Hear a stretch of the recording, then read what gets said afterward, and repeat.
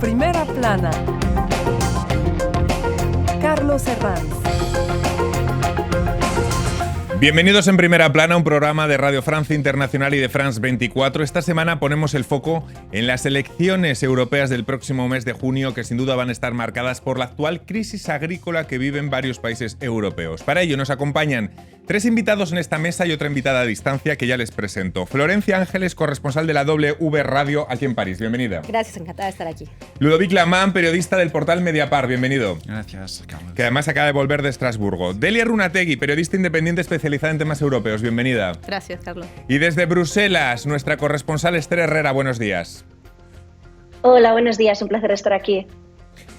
La crisis de Europa en contexto de elecciones hoy en Primera Plana. Ya saben que 2024 es una especie de superaño electoral en el que casi 4.000 millones de personas están convocadas a las urnas, no siempre, eso sí, con garantías democráticas plenas. Una de esas citas son las elecciones europeas del mes de junio, que parece que pueden estar marcadas por dos crisis, la agrícola y la migratoria. Los agricultores europeos llevan semanas en pie de guerra. Franceses, belgas, italianos, más recientemente se han sumado los españoles. ¿Puede sacar de esto rédito político la ultraderecha? También las sucesivas crisis migratorias podrían determinar el color del mapa del poder de la próxima Unión Europea y su posición además respecto a conflictos que hay ahora mismo en el mundo como Gaza. Repasemos lo que dice la prensa. El País. El campo exhibe su fuerza a 4 meses de las elecciones europeas. La cólera de los agricultores arranca concesiones a los gobiernos en pleno auge de la ultraderecha. En Alemania, Die Welt.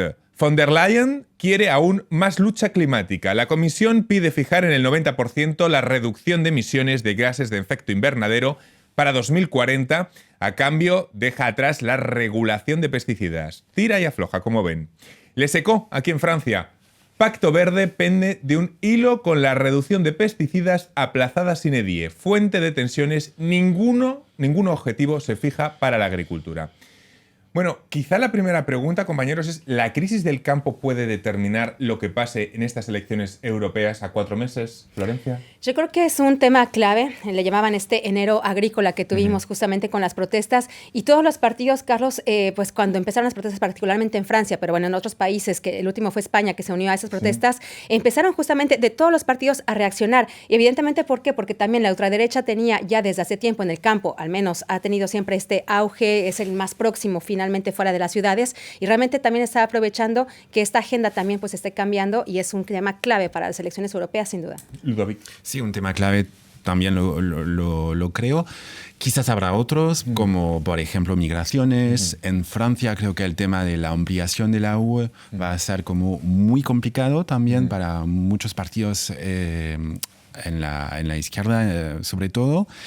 Lo que a mí me sorprende es que, por ejemplo, la Unión Europea parece que ya ha empezado a reducir su ambición en cuanto al Pacto Verde y las elecciones todavía no han pasado. O sea, me parece que aquí hay como un tema, ¿no? Sí, cuando se aproxima la fecha electoral casi todo puede estar encima de la mesa. También es un periodo en el que se distorsiona mucho, ¿no? Con ese trasfondo de elecciones. ¿Crisis agrícola va a marcar las elecciones de junio, Delia? Sí, totalmente, Carlos. Yo creo que no hay que recordar mucho, hay que simplemente pensar en las elecciones de noviembre en Holanda, lo que ocurrió, que después de meses de protestas del sector agrario y ganadero, pasaron las elecciones legislativas y ¿qué es lo que ocurrió? Ganó el candidato de la extrema derecha, Geert Wilders. Exactamente, que fue una sorpresa mayor, no se lo esperaban. Y se cree que el voto en protesta por las últimas medidas que se tomaron por el Pacto Verde impulsó que este candidato de extrema derecha tomara el poder. Por el momento, von der Leyen aparca la reducción de pesticidas y plantea más ayudas. Esther Herrera, Bruselas, ¿en qué van a consistir estas ayudas en concreto? Aquí, buenos días, aquí hay varias cuestiones. Las voces que criticaban sobre rebajar la ambición en política ambiental se viene escuchando con más fuerza desde hace aproximadamente un año. La presidenta de la Comisión Europea, Ursula von der Leyen, no ha sido aún muy específica, pero sí que ha dicho que con el diálogo estratégico que se lanzó la semana pasada, una especie de foro de debate entre agricultores e instituciones, espera escucharles más, por ejemplo, en cómo en la cuestión de la ley de restauración de la naturaleza, para que no afecte tanto al campo. También dar incentivos públicos para un etiquetado especial, para favorecer los productos europeos. Se estudian varias medidas, no solo basadas en el dinero, porque la Comisión ya ha hecho varios gritos al campo, como retirar la norma que obligaba a una parte de las tierras que estuvieran en barbecho, es decir, un tiempo en que las tierras tienen un descanso, o la cuestión de los pesticidas, como has comentado, o más salvaguardas en la entrada de productos ucranianos. Son medidas que demuestran el enorme poder que tienen los agricultores en la Unión Europea, quizás el lobby más poderoso y que más concesiones sigue la Unión Europea. Y es evidente que el contexto electoral tiene una influencia, pero no solamente.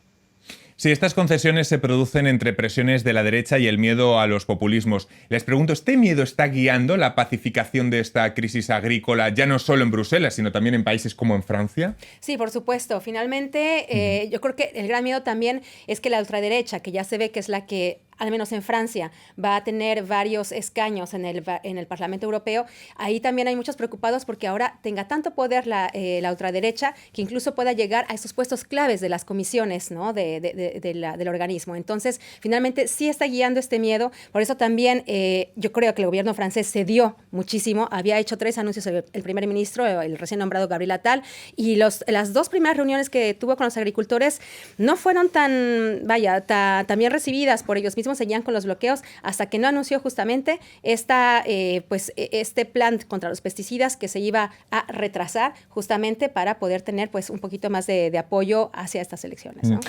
Quizá nos tengamos que hacer la pregunta que antes evocaba Ludovic. Hay que ser claros. ¿Esto significa que la transición verde será más lenta por miedo al populismo? Que es lo que estamos intentando decir, ¿no?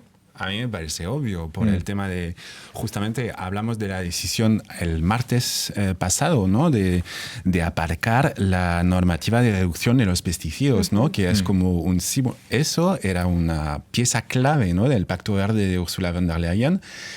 Y es una señal muy clara de la ecología nos interesa menos que antes. Quizá no sé si equilibrar las demandas del campo, Delia, y la cuestión medioambiental, que viene a ser una deriva del equilibrio entre ecología y justicia social, que es una dicotomía que nos empezamos a encontrar casi a cada paso, en cada problema. ¿Cómo hacer ese equilibrio entre la agenda medioambiental y la justicia social al mismo tiempo? Yo creo que lo importante es no pensar que las dos son contraparte. Yo creo que es la misma cara de la misma moneda, es decir, la justicia social y la ecología van de la mano. ¿Por qué? Porque al reducir el uso de ciertos pesticidas que se saben que son nocivos, se ayuda a la salud tanto de las personas que trabajan en el campo como de las personas que consumen los productos que han sido afectados por estos pesticidas. Entonces, yo creo que simplemente hay que tener en cuenta, hacer un poco más de trabajo de terreno y ver cuáles son las necesidades del campo para que puedan aplicar las medidas del Plan Verde y lo que es el problema que le solicitan de que reduzcan los pesticidas, pero teniendo en cuenta que no les pueden exigir el mismo productividad, porque es ilógico. Si se reducen los pesticidas, si se reducen el espacio que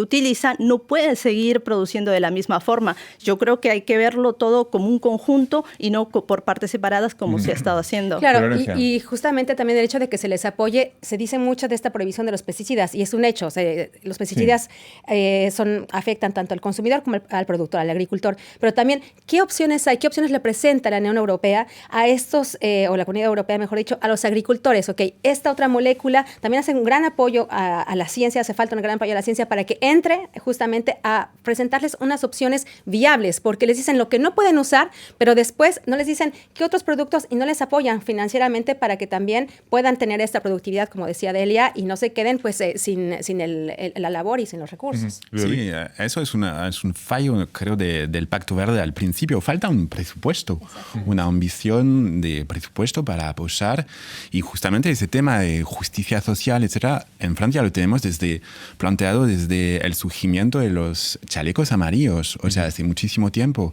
y la elección justamente hay que pensar también en ayudas para acompañar a las personas que van a a estar perjudicadas. Y me parece que en la Comisión Europea lo olvidó al principio esto. La presidenta de la Comisión, von der Leyen, que ha estado en Mauritania, acompañada del presidente español Pedro Sánchez, en las últimas horas para prometer más de 500 millones para desarrollar el país y frenar los cayucos, esas embarcaciones de migrantes que llegan a Canarias, que sufre una crisis migratoria histórica. En concreto son 210 millones de la parte de la Unión Europea, más otros 300 que va a aportar Madrid. El desarrollo en origen es la apuesta para controlar estos flujos, entendemos, en países socios como Mauritania.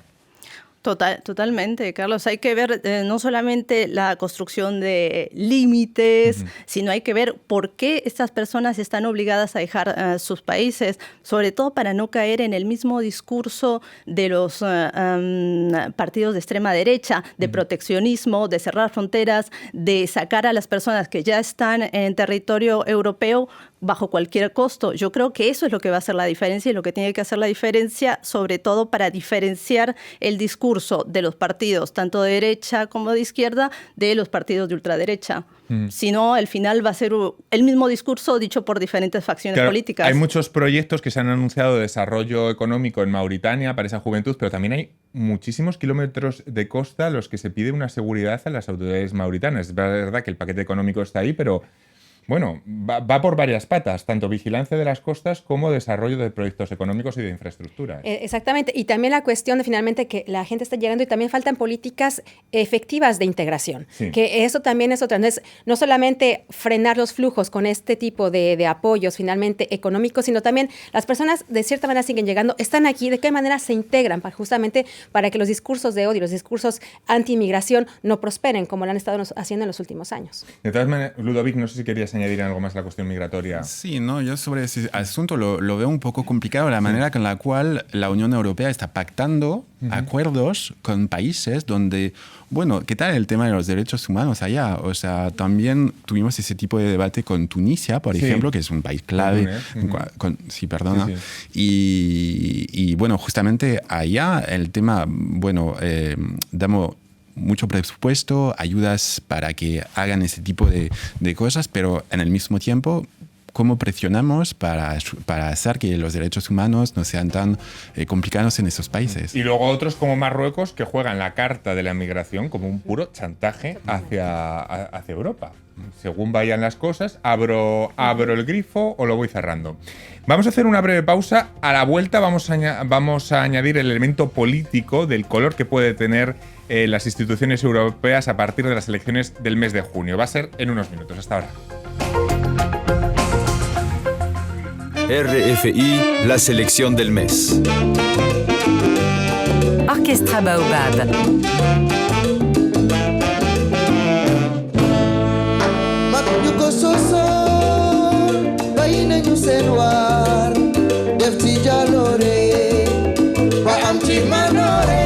Cheio de olhos para o meu amor. Gabriel da Rosa. Cafuné, ela foi e me cafungou.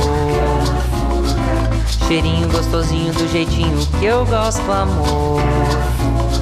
Mise à jour du ciel, c'est le crépuscule. Flavien Berger. Je ne suis plus si seul, les fleurs s'allument.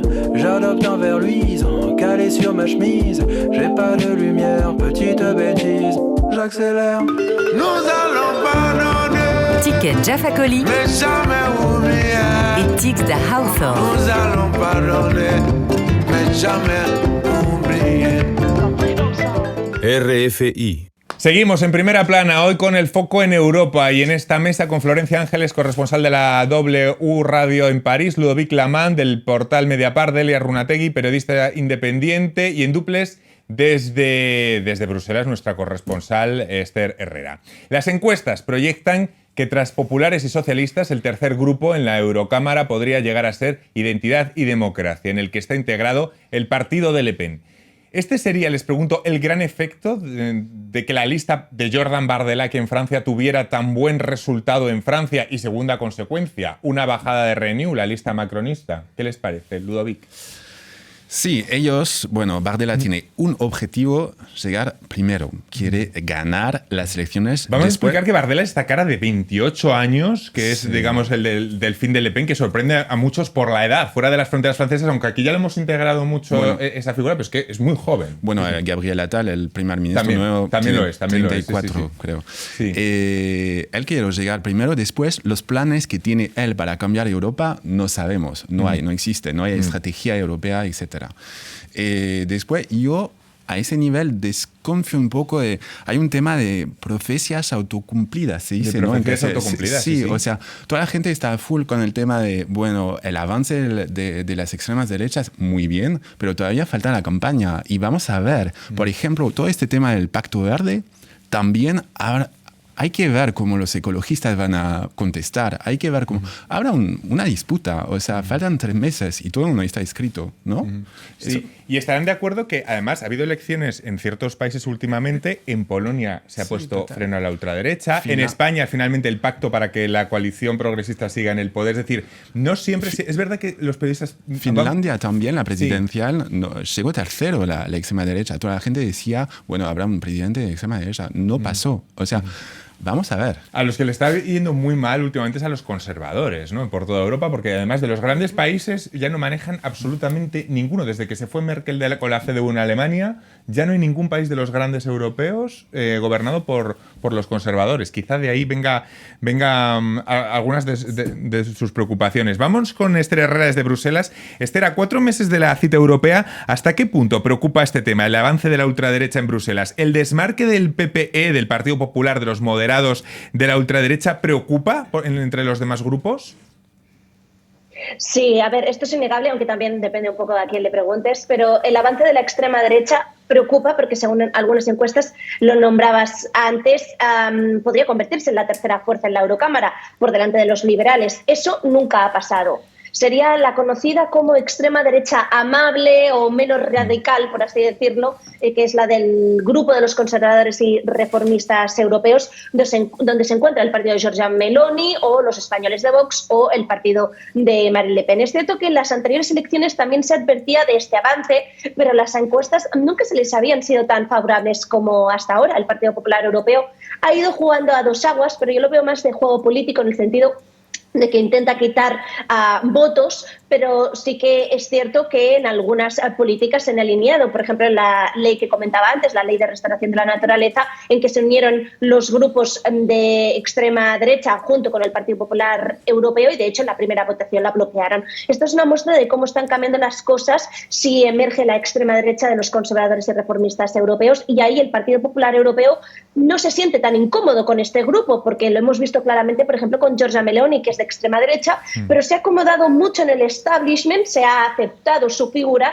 y esto es un escenario que realmente no se puede descartar. Claro, es que la figura de Meloni es distinta porque es pro-OTAN, está a favor de Ucrania en la guerra, es una figura de la ultraderecha, pero que sí que se acopla bien, digamos, a la familia conservadora, ¿no? Entendemos. Exactamente, al final quedan estos temas que son muy clivage, como dicen aquí en francés, ¿no? Muy, muy extremos, digamos, en los que ellos han sabido reconquistar realmente al electorado por eso. Ya no se muestran con estas figuras que van a romper, por ejemplo, ya no es el debate de qué va a pasar con la Unión Europea, a dónde vamos, ¿no? Sí, sigue todavía, por supuesto, el debate sobre qué tanto apoyo vamos a dar o no a la integración de nuevos países, ¿no? Ya finalmente lo acaba de integrar, está Ucrania, pero bueno, hacen que sean vistos como más gobernables, más partidos con el poder en lugar de tanta oposición. En la nueva Eurocámara hay la división clásica, habrá la división clásica entre conservadores y progresistas, pero también es otro eje de variables, europeísta y eurófobo. Y atención, porque es transversal, porque vemos, por ejemplo, el caso de Meloni, que está en la ultraderecha, pero que es europeísta. No sé qué esperan de esta nueva composición. También hablamos antes del tema francés, y es verdad que hablamos de Le Pen. ¿Os acordáis de Le Pen hace años cuando hablaba del Frexit? Exactamente. Eso ya ha pasado a mejor vida. Eso ya no existe tampoco. No, es decir, vemos que eso ya ha quedado fuera. Que tampoco hay la movimientos. ultraderecha no es un bloque, que es lo que se entiende mal a lo mejor fuera de las fronteras europeas. Tampoco es un bloque Sí, hay sin fisuras. Desde ya hay 2 grupos diferentes en el exacto. Parlamento. Efectivamente, yo creo que lo que busca más que nada el bloque de Meloni es lograr hacer alianzas para tener un más poder en el Parlamento Europeo y cambiar la Unión Europea, pero desde dentro. Ya no están con el discurso, porque han visto las consecuencias del Brexit, claro. Y en este momento geopolítico tan particular no es favorable para ningún país estar solo. Entonces, sigue la idea de mantenerse en un grupo, la Unión Europea, pero lo que ellos ahora buscan es tener una posición para poder legislar y proponer leyes que les sean más de ultraderecha. Y hay el tema también, se dice en francés, cordón sanitaire. El cordón sanitario, sí. Tal cual. Y eso va a ser clave el año que viene en las instituciones europeas, porque Meloni no hay. Cordón sanitario. Y cada vez en más países ese cordón sanitario se ha ido degradando, cada vez en más países. Como ¿no? En España, ¿no? A nivel local, etc. Y, por ejemplo, la cumbre de diciembre en Bruselas, Meloni fue clave en conseguir como un acuerdo con Viktor Orbán, etc. Entonces, como que toda la gente quiere, bueno, es posible trabajar con ella. Marine Le Pen, francesa, ella sí, oficialmente en Estrasburgo, no quieren trabajar con ella. ¿Eso va a cambiar si su grupo llega tercero en el Parlamento? Puede ser que sí, puede ser que no. Eso va a ser como también en la campaña. Los partidos tienen que decir si quieren trabajar con ella o no. Exacto. Bueno, serán unos comicios decisivos para la Unión Europea en plena transformación, que tendrá que iniciar las primeras reformas internas para la próxima gran ampliación hacia el este. Esther Herrera, Bruselas, ¿cómo será esa construcción del futuro de la Unión? Pues no va a ser nada fácil. Probablemente será una legislatura que marcará las bases para esta futura ampliación en 5 años, que es lo que dura la legislatura. No lo veo para que ningún país entre, pero será decisivo cambiar cosas radicalmente. Ahora mismo yo creo que la Unión Europea se enfrenta a uno de sus mayores desafíos. Para empezar, la de reformar la política agrícola común. Ahora mismo una de las políticas con más presupuesto, 1/3 del dinero público europeo va hacia la PAC, pero la Unión Europea, tal y como está ahora, es incapaz de acoger a un país como Ucrania y tener la PAC actual, porque Ucrania se lo quedaría todo por la gran cantidad de tierras de cultivo que tiene. También se debe reformar los sistemas de toma de decisiones. Por ejemplo, se debe ir retirando la unanimidad en algunos temas. No puede ser que cada vez que un país quiera bloquear unas conclusiones se paralice todo, como hace actualmente cada 2x3 el primer ministro húngaro Viktor Orbán, o tener que llegar a soluciones extremas cuando el pasado diciembre en la cumbre de líderes europeos le pidieron a Viktor Orbán que saliera de la sala para que todo el mundo votara a favor de abrir negociaciones con Ucrania. Una Europa a 27 ya es muy complicada, una Europa con más de 30 países es inmanejable. Probablemente la Unión Europea tendrá en esta próxima legislatura, como comentaba, uno de sus mayores y profundos retos, y no va a ser nada fácil. Claro, es que parecen reformas absolutamente necesarias, ¿no? Claro, sí, no se puede también elegir un nuevo presidente, ¿no? Sin que también haya cambios de fondo. Al final, como decía justamente Esther, hay temas claves que no puedes dejar pasar. Un tema que os encanta, las quinielas, la rumorología, ya circulan por los pasillos en Bruselas. Según La República, el diario italiano, Macron desea colocar al ex primer ministro italiano, Mario Draghi, al frente del próximo Ejecutivo Comunitario. La actual presidenta del Parlamento, Roberta Metsola, también suena como una candidata potente. La elección del presidente de la Comisión, de sucesor de von der Leyen, en caso de que no sea ella, parece que es lo más parecido, como lo diría yo, a una fumata blanca por el Papa, ¿no? Porque en realidad... Pero además que no hay, o sea, por el momento no hay nadie que tenga todavía la mayoría, ¿sabes? O sea, sí, Draghi, está bien puesto justamente por Macron, pero también Macron no tiene, al menos aquí, un apoyo en Renew, ¿no? En Renovar Europa, no lo tiene totalmente a favor, así que dices, bueno, a ver, los socialistas no van a votar por alguien que no tiene mayor... Y Draghi tiene una cosa que es verdad que muy pocos políticos tienen, que un poco que cae bien a casi todos, ¿no? Sí. Mario Draghi es un tipo al que se le concede que vale para el cargo, ¿no? No lo sé. Ludovic no está tan de acuerdo. Para que, bueno, eso es pura especulación, pero... Sí, claro. Estamos en la rumorología. Sí, pero es que hablamos de la fumata blanca para elegir al Papa. Por supuesto que es pura especulación. Técnicamente, para que sea Draghi, tiene que ser Roma, o sea, Meloni, que lo presente, ¿no? Que diga... él va a ser mi candidato. No sé qué son las relaciones entre los dos. O sea, eso es una idea de Macron, quizás, pero después cada capital tiene que mandar su candidato. Pero No funciona sé. también el cruce de cromos, ¿no? Esto es un poco un Puede mercadillo... Puede ser. Yo he puesto sobre Pedro, no Pedro Sánchez, pero También Costa. se ha hablado del tema Marco del día de Costa, mañana, sí. Pedro Sánchez. por Yo he ahí. puesto sobre Costa, el portugués, Sí, para el también. Consejo Europeo. Sí, no, Carlos, sí, estamos en rumores. Estamos en rumores, sí. Se dice que eso fue también una parte de las negociaciones de Emmanuel Macron cuando fue a Exacto. visitar a la presidenta, que si aceptaba bajar algunos de los medidas del campo, iba a obtener su apoyo. Sí. Son rumores. Le vamos a preguntar a nuestra corresponsal en Bruselas, a Esther, por la rumorología. Ya que estamos aquí dando la especulación, Esther, cuéntanos. A ver, todo el mundo da por hecho que la actual presidenta de la Comisión Europea, Ursula von der Leyen, opta por ese segundo mandato. Sinceramente, creo que es muy raro que no lo consiga.